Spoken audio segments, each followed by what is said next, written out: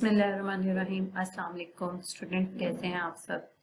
Article writing की बात कर रहे थे, लेक्चर नंबर 3 चल रहा है, तो मैंने सोचा जब कंटेंट राइटिंग की थोड़ी सी बात किया तो आपको ये भी बता दिया जाए कि कंटेंट होता किस तरह का है।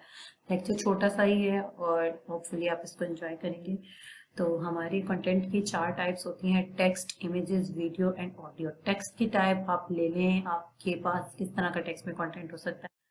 तो मैंने लास्ट एग्जांपल दी थी विकिपीडिया की। उसके अलावा अगर आप कोई वेबसाइट खोलते हैं, उसके ऊपर जितना टेक्स्ट लिखा है वो सारा का सारा आपके टेक्स्ट के कंटेंट की टाइप में आता है।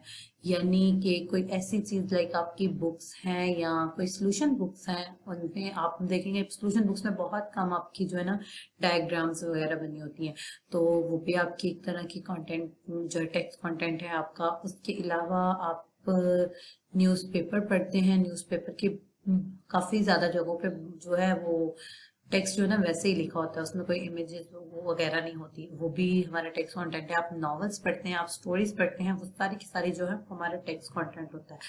इमेजेस क्या होती हैं, आप गूगल का एक पूरा वो होता है गूगल इमेजेस रेलिवेंट, आपने कोई एक टॉपिक सर्च किया उसे रेलिवेंट इमेजेस के फोल्डर बना होता है और वहाँ पे इमेजेस होती हैं। ये एक तरह का कंटेंट है। उसके अलावा जो है आप कोई वेबसाइट खोलते हैं, आपने किसी चीज के बारे में सर्च किया और उसके साइट पे उसके साथ साथ उस वेबसाइट पे टेक्स्ट लिखा और साथ साथ इमेजेस लगी हुई हैं, तो ये हमारा इमेज टाइप का कंटेंट होता है। और वीडियो टाइप के कंटेंट, इमेज टाइप का कंटेंट आपको फेसबुक पे भी आपका जो कंटेंट है इमेज टाइप का होता है, इंस्टाग्राम पे भी होता है, और उसके अलावा गूगल पे भी आपको मिल जाता है इमेज टाइप का। आपके व्हाट्सएप स्टेटस वगैरह होते हैं, व्हाट्सएप पे आप इमेज शेयर करते हैं, टेक्स्ट जो आप टेक्स्ट मैसेज लिखते हैं। और वीडियो आपका सबसे बड़ा प्लेटफॉर्म वीडियो के लिए यूट्यूब का प्लेटफॉर्म है।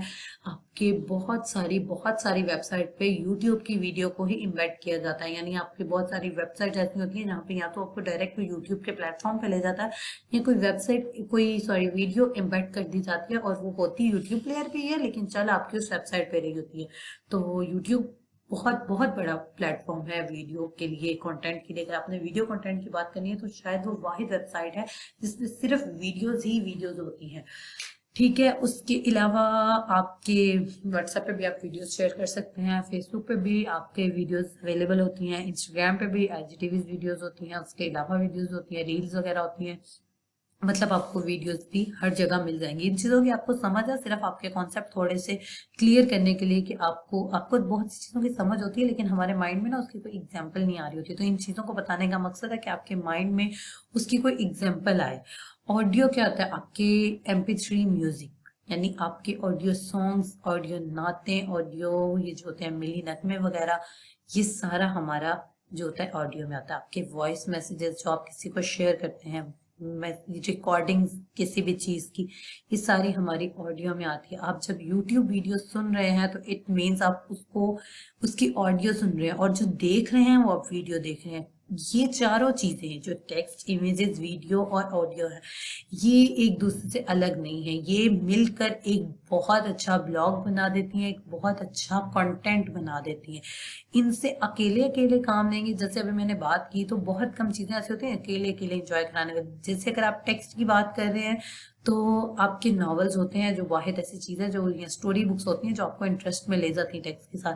पढ़ना, बहुत से लोग ऐसे होते हैं जो ऐसे पढ़ना प्रेफर नहीं करते, वो देखना प्रेफर करते हैं। आपके टीवी ड्रामाज जो होते हैं तो वो इन सारी चीजों का मिक्सचर होते हैं। आपकी जो स्क्रिप्ट होती है वो टेक्स्ट में होती है, उसके अलावा जो एक बाहर वो लेआउट आ रहा होता है ड्रामे का, वो जो भी उसको आप कहते हैं, उसको मतलब बैनर कह लें ड्रामे का, वो इमेज होती है आपकी, और जो ड्रामा चल रहा है वो वीडियो होती है, और जो आपको आवाज आ रही है वो आपकी ऑडियो होती है। यानी कि ये चारों चीजें मिलके एक प्रॉपर वेल कंटेंट बना देती हैं, और एक अच्छा कंटेंट जिसको सुनने देखने का दिल करता है।